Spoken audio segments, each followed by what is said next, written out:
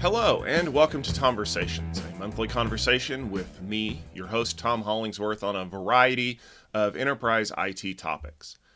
This month, I'd like to talk about the cloud, and specifically, I'd like to talk about the concept we call hybrid cloud, because I think hybrid cloud, as we know it, is dead.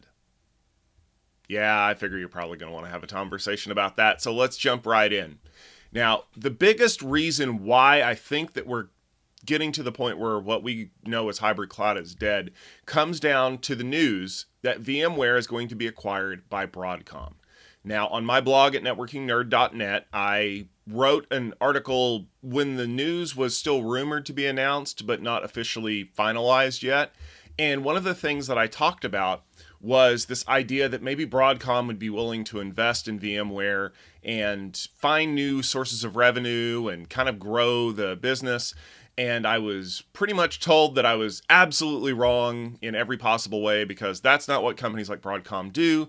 They go into something called rent extraction, which is essentially where they take a company, they don't do any more R&D with it, they don't really build anything, they just charge the existing customers until the company kind of goes into like a steady state. Think about IBM with mainframes or possibly people who still make buggy whips. It's still necessary, but you don't really see a lot of innovation in those markets. So how does that affect hybrid cloud? Well, the first thing we have to do is we have to discuss what hybrid cloud is. Now, if you've been in IT for the last few years, you are pretty familiar with what cloud computing is. It is this service that you can purchase where you can run workloads in someone else's data center, basically. Okay, that sounds pretty simple. It's not exactly that simple, and I'll tell you why, is because there is a little bit more to it, and I'm actually going to link to an amazing video from my friend Justin Warren. It should appear right up here on a little card that is all about how people are chasing the efficiencies of cloud and why it's a good solution for people who don't like a lot of variability in the way that they do work. That's the reason why people want cloud. They don't necessarily care where the workload works. They want the operational efficiency of cloud. And so that's where the idea of hybrid cloud really started. Because when we talk about cloud computing, most people think of public cloud, which would be hosting workloads somewhere else like Amazon AWS, Microsoft Azure, or Google GCP. But what about those workloads that can't move into the cloud? What about regulated data or programs that are just too old to run on a newer system? Well, those were private cloud workloads. So if public cloud is running it in someone else's data center, private cloud is running it on your data center hardware. And we all have a lot of that. We've had it for a number of years. But it's not cloud just because you're running it in your data center. You have to create those operational efficiencies. You have to use new technologies, and you have to build a system that allows users to deploy workloads and to monitor them effectively and to scale them if necessary. And that was actually really hard because we hadn't really been able to do that before. So what was it about cloud that made sense? Well, it was changing the way that we administer and operate the systems. And by bringing that methodology down into the cloud that we were hosting, we hoped to create kind of this model where we could run some workloads using those tool sets locally, run other workloads publicly in the cloud that we were purchasing from Amazon, for example, and get the best of both worlds, right? Then we get into a little bit of a shift in, well, what if I don't want to host those workloads in my on-premises data center? What if I want to host them in somebody else's data center to gain reliability and availability, but I still don't want to host them like in Amazon where everything is public? And so there's this model of hybrid cloud that includes hosted private cloud. It's there, but it's not a huge aspect of what we're doing right now. Now, if you look at hybrid cloud today, like if you just Google hybrid cloud and maybe Google like hybrid cloud details or hybrid cloud statistics, you're actually going to get a big chunk of it is going to talk about something called multi-cloud, which is effectively running workloads in multiple cloud providers, whether they are Amazon, Azure, Google, IBM, a hosted private cloud, or an on-premises private cloud. So multi-cloud is the new hot buzzword, and a lot of the statistics that you're seeing from late 2021 and early 22 kind of support this idea that people want to run workloads in multiple clouds, which I've talked about in a previous episode of this series, but that's not the purpose of what we're talking about here. We're talking about the notion of hybrid cloud being a public cloud workload and a private cloud workload and being able to mix and match between the two of them. So why do I think that hybrid cloud is dying? It comes down to the data center that you're hosting it in. The original reason why people wanted to run private cloud workloads had nothing to do with regulatory challenges or the ability to refactor those workloads to work in the public cloud. Because a lot of the workloads that we migrated into the public cloud to start with were not optimized to run on cloud. They were effectively just picking up the virtualized workload and moving it from one data center to the other. And note that I said a virtualized workload. We're going to come back to that point. So if it wasn't about the software, it had to be about the hardware, right? Well, now you're getting into the idea of waste. People do not like to buy a whole bunch of things and then not use them. If you don't believe me, go open up the kitchen gadget drawer in your kitchen and look at all of the potato ricers, look at all of the garlic presses, and look at all of the other cool kitchen gadgets that you've purchased over your lifetime and use maybe once every 3 or 4 months. It'll probably drive you crazy, right? I spent how much money on this stuff that I never use? Now you're thinking like an executive. I spent how much money on this data center, and now you're telling me that I'm going to have to go rent all this hardware from somebody else? I don't care if it makes us faster and more agile and lean. I don't want to have all this stuff sitting around not being used. And so there were a lot of policy directives that forced people to use hybrid cloud operational models. Okay, I guess that kind of makes sense. But who else was trying to convince us that we needed to use this hybrid cloud model? Well, certainly wasn't Amazon. Amazon was all in for you getting your workloads moved into one of their regionals. In fact, it took a long time for us to start seeing things that allowed you to move data freely from on-premises workload to the cloud. Think like Amazon Outpost, which is effectively hosting an Amazon private cloud in your data center. And even that is not a purchase, that's a rental agreement. Well, who was pushing this idea of hybrid cloud? Well, the biggest pusher of it was actually VMware. Well, why is that? Well, remember how I told you that migrating to the public cloud was effectively taking a virtualized machine and moving it into a public cloud? Yeah, a lot of people did that and realized that A, it was still very expensive to do, and B, it didn't actually give them a whole lot of extra, efficiency. It wasn't until they started reprogramming those applications and servers to run specifically in the public cloud using things other than VMware that really kind of started to show them the value of moving this stuff. VMware had a vested interest in keeping you on premises and in the cloud. And if you look at the trajectory that VMware's taken over the last few years, you'll see that with things like Project Tanzu, which is effectively trying to run containerized apps on VMware hypervisors. Because VMware doesn't necessarily want you to transition everything over to using Kubernetes or Docker or anything else. They'd rather you keep it inside of their ecosystem. As soon as you move out of their ecosystem and you rewrite your applications to be containerized or use some other form of cloud operational model, you suddenly don't need to be quite as dependent on what they're offering. And that means they're going to lose money down the road. So the people who had a vested interest in keeping you on premises using their existing infrastructure were telling you that you really should adopt a model that allows you to do that.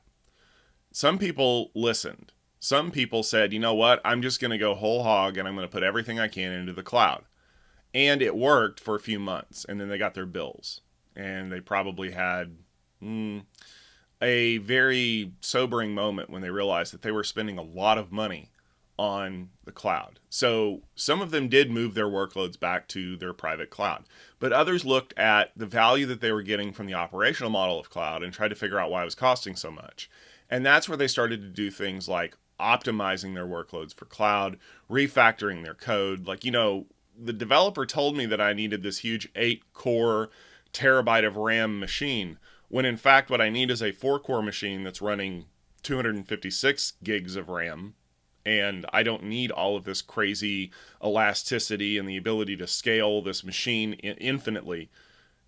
Once they started doing those kinds of operational shakeouts, a lot of the expenses of cloud have started to kind of come under control. So instead of having this explosive growth, instead of having a replication of virtual machine sprawl, where suddenly everything needs to be a VM and we need to have a ton of servers to hold these VMs, people started saying, with effectively infinite resources, bounded only by my credit card, why don't I just do a better job of managing what I have and growing it as needed, as opposed to having this wild unlimited growth? Well, as soon as you learn how to do those kinds of operational tricks, you start looking back at all the other things that you've had to run over the course of your career, and you ask yourself, why did it take 18 servers for this thing to work the way that it did? And so that further pushes people away from traditional models like private on-premises or private hosted cloud, except for those workloads which cannot be moved. And if all of this sounds familiar, in the early days of VMware, we faced the same challenges with a bunch of servers that could never be virtualized.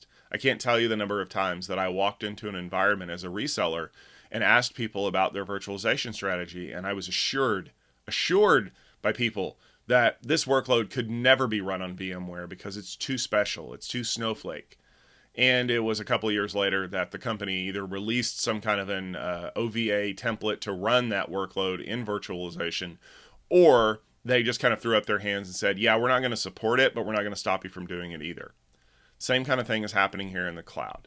Now, granted, there are a lot of verticals that are probably never going to get there. Healthcare is actually a really good example. There are just certain things that are going to run on premises in a hospital or a healthcare facility for the rest of eternity.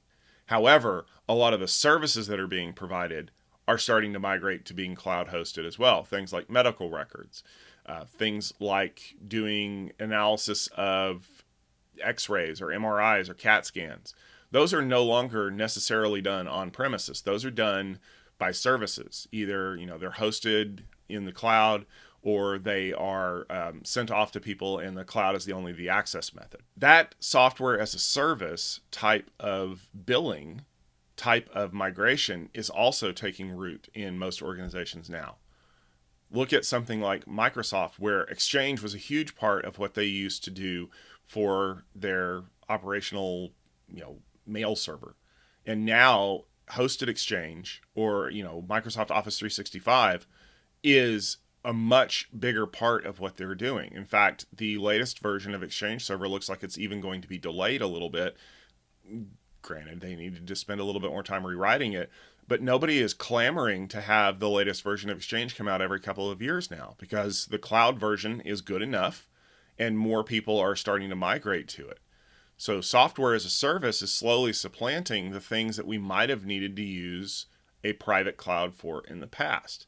So now the number of workloads that can only be run privately are starting to dwindle. And remember all of that hardware that we might have just gone out and refreshed right before cloud became a huge big thing?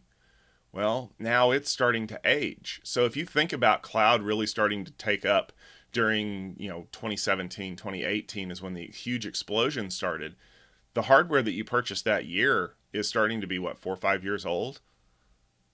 Given that we've survived a global pandemic for the last couple of years and been able to run workloads in the cloud while a lot of that infrastructure kind of sat fallow, just because it sat there doesn't mean that technology didn't advance while it wasn't doing much. And now applications are needing more and more resources, and eventually the bill's going to come due locally for you to be able to continue to maintain that. Anyone who's ever bought a mobile device knows that just because there's a new software that comes out this year doesn't mean it's going to run on your device. And then the hard choice has to happen. Do we continue to pour money into an on-premises hardware solution that may not run what we want to run? Or do we move all of this into the cloud, take our chances, and work out the kinks when they happen? The other reason why I think hybrid cloud is all but dead is because hybrid cloud was never an operational model. It was a transition path.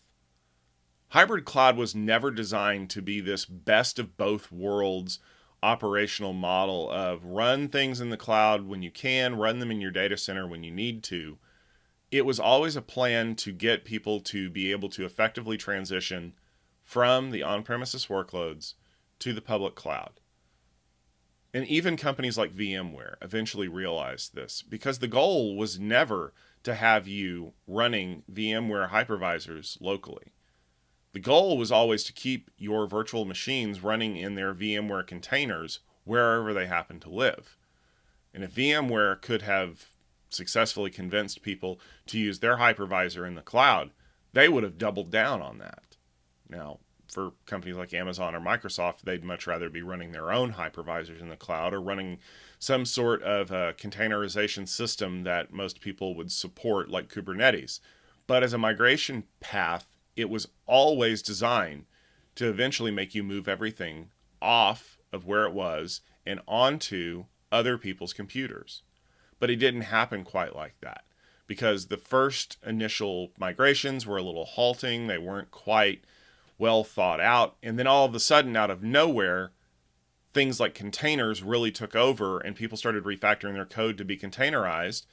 And now you've got a full-fledged migration all the way into the cloud, skipping over all the transitional factors. And I think that that ultimately is the death knell for hybrid cloud. People want to run new software on new platforms that are much more scalable. We're no longer migrating. Even if you accept that the operational efficiencies of the public cloud have now migrated into on-premises cloud-provided hardware, we're still writing things as if they were running in the cloud. We're still containerizing applications. We're still using the same kind of operational efficiencies that Justin Warren mentioned in the video I discussed. Well, if I'm going to write it to run in the cloud anyway, why am I going to spend extra money to run it in a cloud that I have to provide power and cooling for? Why not just migrate it? Or better yet, rather than migrating it, why don't I just run it there first, and then I never have to make the intermediate stop? Time will tell whether or not the Broadcom acquisition of VMware has a negative impact on the way that server administrators and private cloud operators use their hardware and software. The consensus in the industry is that we're probably seeing the end of VMware and their brand of virtualization as we know it. It doesn't mean that cloud or on-premises data centers are going away. In fact, what it means is that a lot of people are now going to have to make different choices based on how they see their workloads operating. I think people are going to make a very hard choice to embrace cloud fully instead of trying to keep a foot in both realms. And when they do that, hybrid cloud won't be there anymore. It will still be there for a while. It will take a long time for that migration path to happen. But eventually, we will see hybrid cloud discussed amongst some of the other great transitional mechanisms that we've seen over the years as a footnote in history before the dominance of the cloud fully asserted itself. I'd like to thank everybody for tuning in this week. It was a great episode of Tomversations talking about the hybrid cloud. And I know that not everybody's going to agree out there. A lot of people are going to tell you, well, I've got this application that can only run on premises. If that's the case, I'd love to hear from you. Why haven't you embraced the cloud? Why are you still hesitant to keep one foot in your data center? Maybe there's something that I've missed. If you'd like to see more episodes of Tomversations along with the other great content that we make, please make sure you check out gestaltit.com. You can also subscribe to our YouTube channel at youtube.com/gestaltitvideo for all of the latest content that we've created. I'll be back next month with another great episode of Tomversations. I hope to see you then.